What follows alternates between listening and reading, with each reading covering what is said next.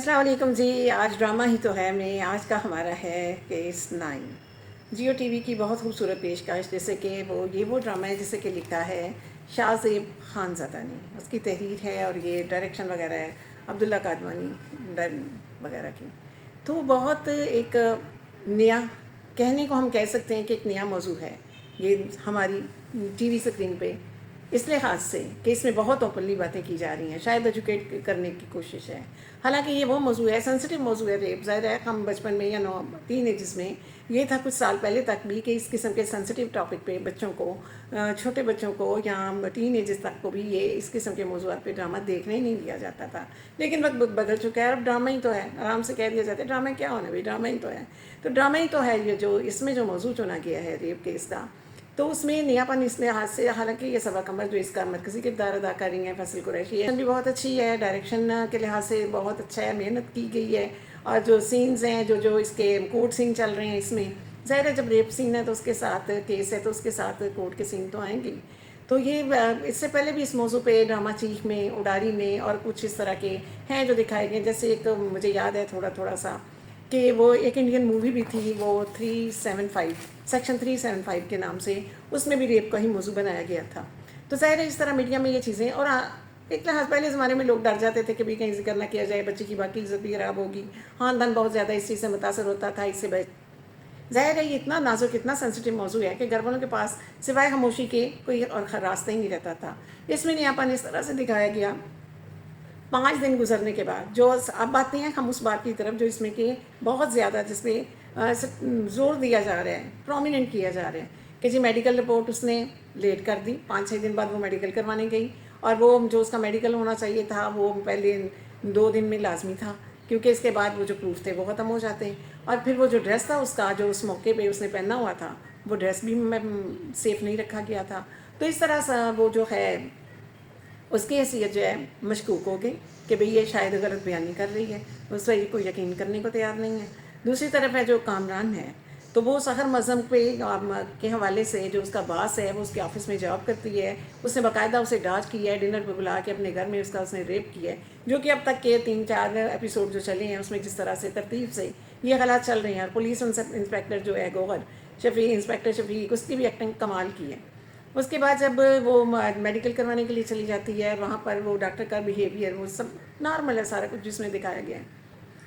تو بات ساری یہاں پہ آ جاتی ہے کہ جیسے یوں لگتا ہے جیسے کہ ایجنڈا یہ ہے کہ ایجوکیٹ لوگوں کو کیا جائے، انہیں بتایا جائے کہ بھی جلد از جلد اگر ریپ ہو جائے، ریپ سے بچنے کی طرح اس میں کوئی حفاظتی اقدامات نہیں بتائے گئے. ڈرامہ ہی تو ہے نا. ہم نے یہ جب اس کا ایک پہلو کرنا ہے لوگوں تک کہ یہ کیس ظاہر ہے کیسز اتنے بڑھ رہے ہیں کہ کوئی دن پاکستان میں ایسا جاتا، بلکہ پاکستان کیا دنیا میں جاتا ہی نہیں ایسا کہ جب ریپ نہ کیا جائے کسی زمین پہ، کسی وطن میں، کسی شہر میں، کسی ایریے میں.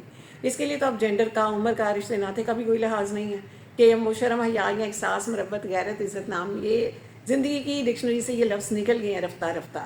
تو وہ جو اس کے بارے میں وہ کام بہت اچھا کرتی ہے سحر مزہ، اس کی کارکردگی بہت اچھی ہے.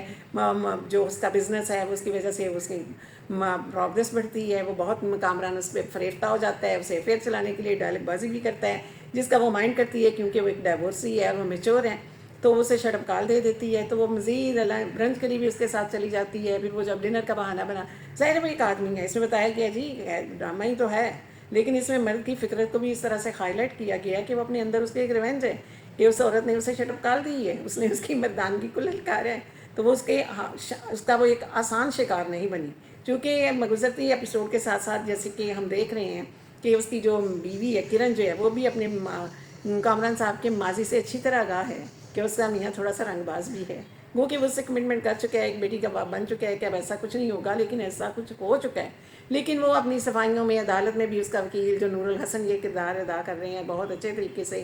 اور وہ اتنا ظاہر ہے جو وکٹم ہوتا ہے وہ بہت پنچ کیا جاتا ہے، اس کے گھر والے شریف فیملی بہت متاثر ہوتی ہے.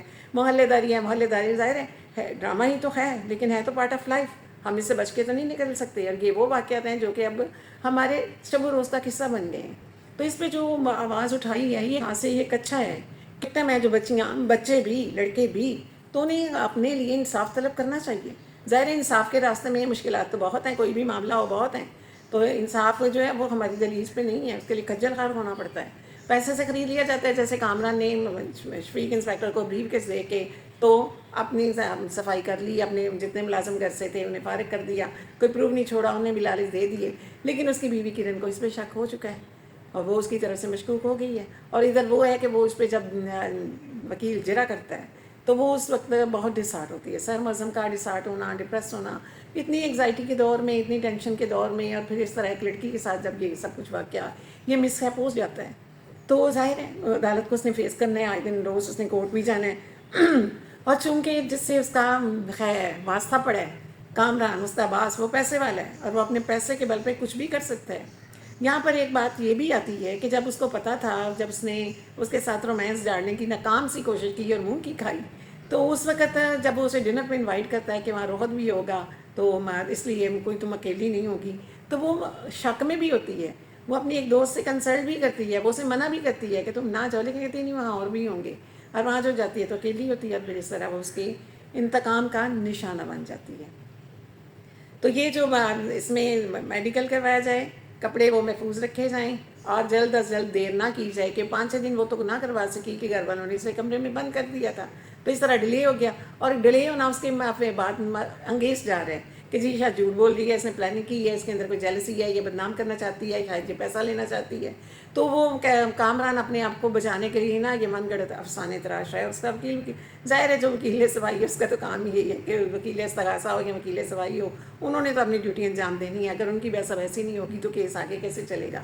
تو اس طرح یہ جو کیس 9 ہے جیو ٹی وی کا, تو یہ اس نے ایک نیا راستہ کھول دیا ہے کہ اس طرح لوگوں کو میں ایجوکیٹ بھی نہ کر دیا جائے, بچوں کو بھی سمجھا دیا جائے, بڑوں کو بھی سمجھا دیا جائے, پیرنٹس کو بھی بدقسمتی سے ان کو بھی سمجھا دیا جائے کہ اگر آپ کے گھر میں کسی فرد کے ساتھ, بچے کے ساتھ ایسا ہو تو رپورٹ کرنے میں, میڈیکل کروانے میں, FIR کٹوانے میں دیر نہ کریں. انسان ملتا ہے کہ نہیں, یہ بات کی بات ہے, لیکن بہرحال جی ڈرامہ ہی تو ہے, ڈرامے کے مطابق تو چلنے, جو اس میں ہم کہتے ہیں نا کہ جو آپ کو لیسن دیا جا رہا ہوتا ہے, جو آپ سمجھتے ہیں کہ اس کی لائن ہے, جو بیسک لائن ہے وہ یہی ہے, بیسک لیسن ہی یہی ہے کہ ایسا ہو جائے تو آپ آخری, جو کہتے ہیں نا چور کو پکڑنے تک آخری حد تک جائیں.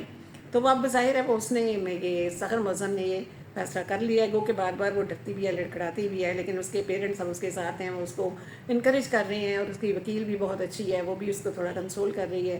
تو اب دیکھتے ہیں کہ یہاں پر یہ کیس 9 کس آگے کون سا راستہ اختیار کرتا ہے.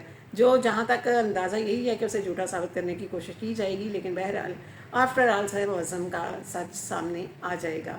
بہرحال یہ تو سسپینس تو رہے گا کہ وہ کیا, وہ بقول ہے کامران کے کہ اس نے کہانی بنا لی ہے, اور لیکن اس کی مسز نہیں مانتی ہے.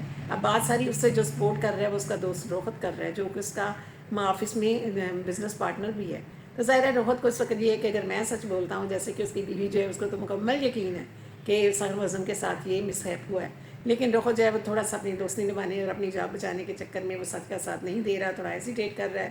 لیکن بہرحال رفتہ رفتہ ایپیسوڈ آگے آتے جائیں گے تو سچائی بھی سامنے آ جائے گی, کیونکہ جی یہ ڈرامہ ہی تو ہے, اور ڈرامے نے اپنے ایک منطقی انجام تک بھی پہنچنا ہے. وہ انجام ہمارے امیدوں کے مطابق ہوتا ہے یا اپوزٹ ہوتا ہے. ظاہر ہے اس میں ایک سسپینس رکھا گیا ہے, جیسے ہم کہانی میں بتانے جو لڑکی جو ہے وہ اپنے لالچ کے لیے, اپنے مقصد کے لیے, اور جو ایک پکچر بنائی جا رہی ہے وہ ڈیورسی ہے, اسے لالچ ہے, وہ یہ ہے, مجھے بلیک میل کرنا چاہتی ہے, وہ میں میرے بزنس پہ جمانا چاہتی ہے, اپنا کا اس سے لینا چاہتی ہے, سرمایہ مجھ سے چاہتی ہے.